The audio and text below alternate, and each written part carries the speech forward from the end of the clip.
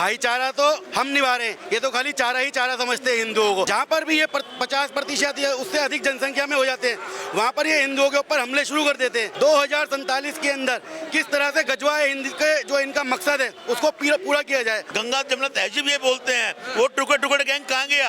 कोई बोलने को राजी नहीं है। नाम लेके कहना चाहता हूँ कि मुस्लिम समुदाय की अति हो चुकी है, अब इनका सर कुचलने का समय आ चुका है।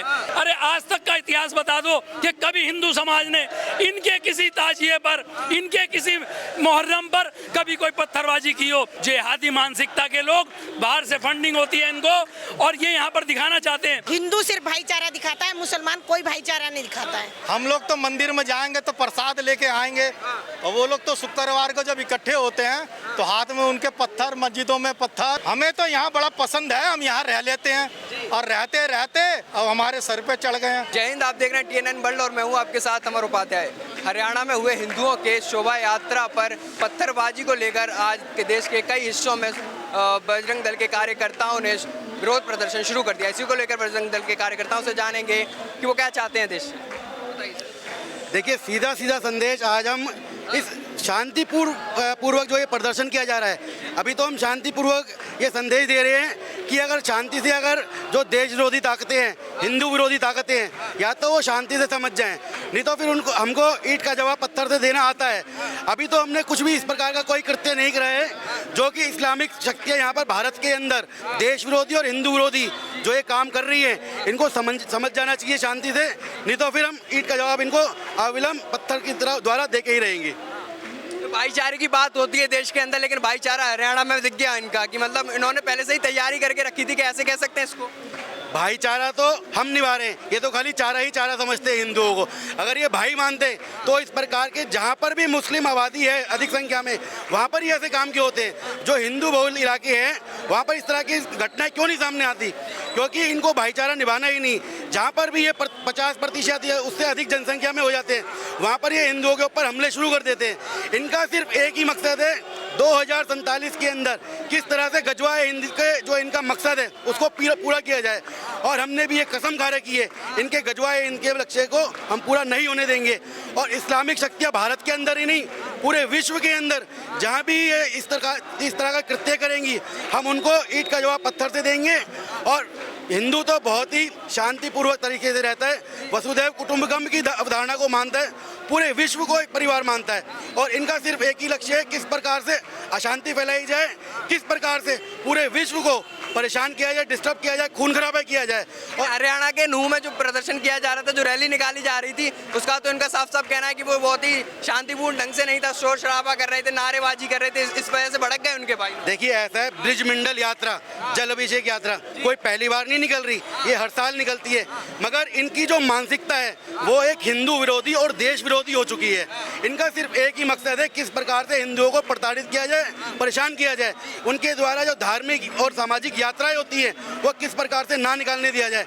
मगर हिंदू ये बर्दाश्त नहीं करेगा, क्योंकि जो बहुसंख्यक देश के अंदर ये हाल है, तो आप सोचिए पाकिस्तान के अंदर, बांग्लादेश के अंदर, म्यांमार के अंदर और सीरिया के अंदर, जहाँ पर इंसानों को जानवरों की तरह व्यवहार किया जाता है, वहाँ पर किस तरह से ये बर्ताव करते हैं। जी, ये आपकी जो रैली निकलने वाली थी ब्रज प्रांत की, इसकी शुरुआत से पहले इन्होंने पहले ही फेसबुक पोस्ट के जरिए बता दिया था कि आइए आप लोगों का स्वागत है।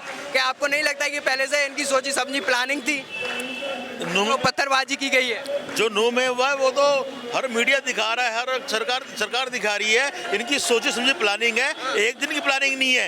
इसके तहत कहीं ना कहीं राजस्थान से जुड़ रहे हैं। आज सुबह न्यूज़पेपर में पढ़ा है, इसके तहत राजस्थान से कांग्रेस गवर्नमेंट के जुड़ रहे हैं। और ये हमारे देश के लिए गंगा जमुना तहजीब ये बोलते हैं, वो टुकड़े टुकड़े गैंग कहाँ गया? कोई बोलने को राजी नहीं है। जो 26 सदस्य अपने मणिपुर में गए थे, वो गैंग कहाँ है? वो क्यों नहीं बोलता कि जो हरियाणा में हुआ है गलत हुआ है, नूह में हुआ है, मेवात में हुआ है, हिंदू विरोधी जो काम हो रहा है बहुत ही गलत हो रहा है। इसको हिंदू समाज कभी बर्दाश्त नहीं करेगा। हम लोग शांति से जीना चाहते हैं, शांति से रहना चाहते हैं, पर पानी जब तक यहाँ तक आएगा तो हम शांति से हैं, उसका शांत हम भी नहीं रहेंगे। ईंट का जवाब हम पत्थर से देना चाहते हैं और देंगे, ऐसा रहा तो।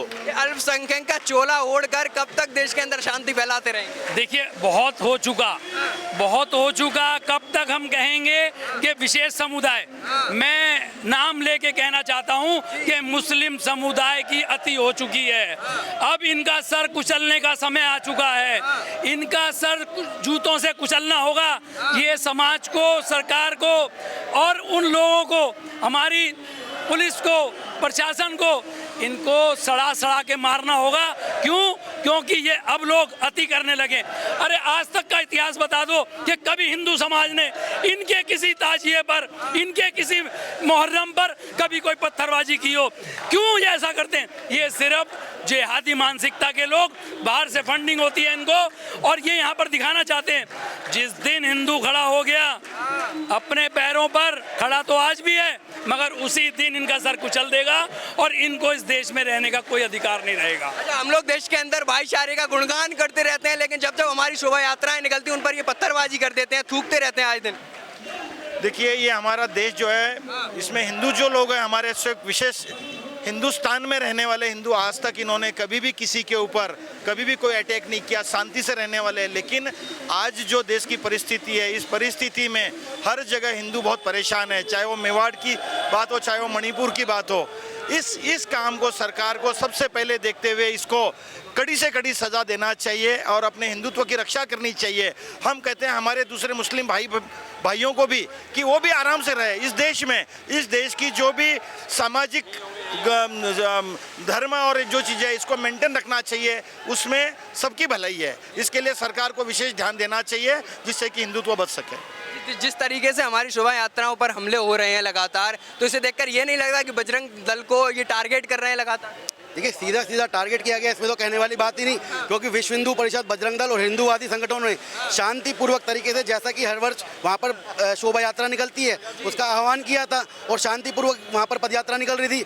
मगर इन्होंने सामने से पत्थरबाजी करी, आगजनी करी, गोलीबारी करी और उसका जवाब बाद में दिया गया, क्योंकि वहाँ पर मेवात जो इलाका है पूरा मुस्लिम बहुल इलाका है। 90% आबादी वहाँ पर मुसलमानों की है, केवल 10% आबादी हिंदुओं की है। इसलिए वहाँ पर हिंदू पिट रहा है।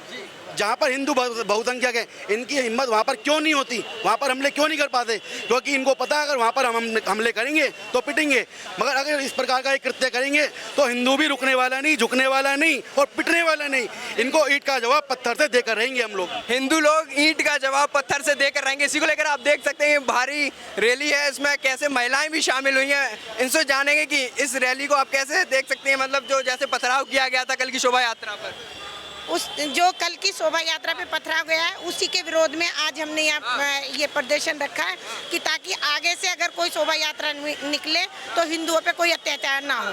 भाईचारे की कुछ लोग बात करते हैं, तो कल की रैली से क्या सीख देना चाहेंगे आप उनको? इसमें कोई भाईचारा नहीं है। हिंदू सिर्फ भाईचारा दिखाता है, मुसलमान कोई भाईचारा नहीं दिखाता है। आपको भी यही लगता है? बिल्कुल, हमें भी यही लगता है कि सोमवार के दिन था, पवित्र महीना है हिंदुओं का, और सब मिलकर ये सोचे जो कृष्ण भगवान ने स्वयं मंदिर बनवाए थे वहाँ जाकर के हम लोग पूजा करेंगे। लेकिन इन्होंने जो है मुसलमानों ने आग जली करी है, पत्थरबाजी करी, लोगों ने मारा।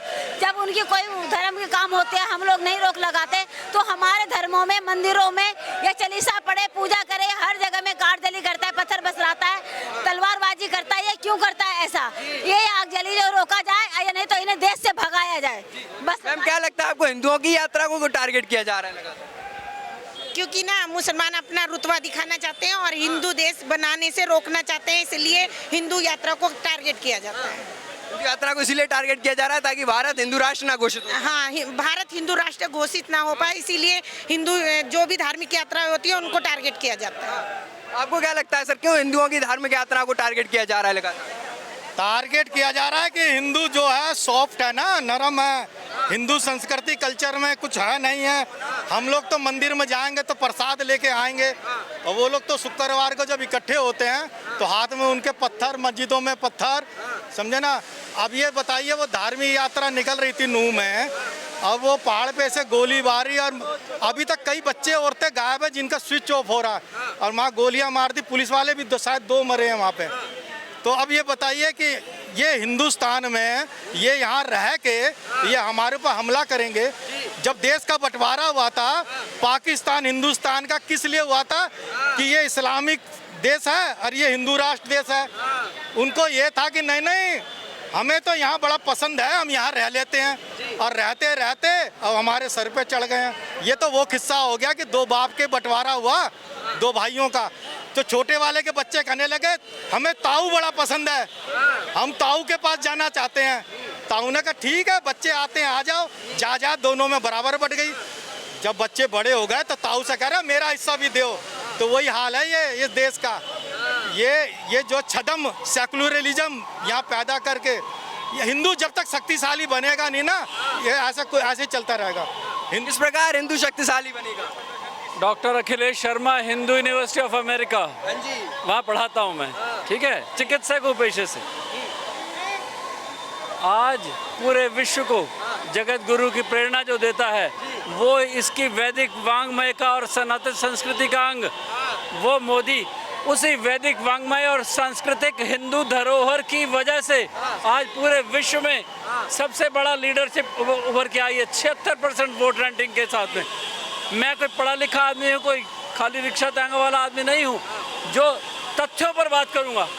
आज उसके विजन की वजह से, उस वैदिक विजन की वजह से ये देश दोबारा हिंदू राष्ट्र बनने की ओर जा रहा है।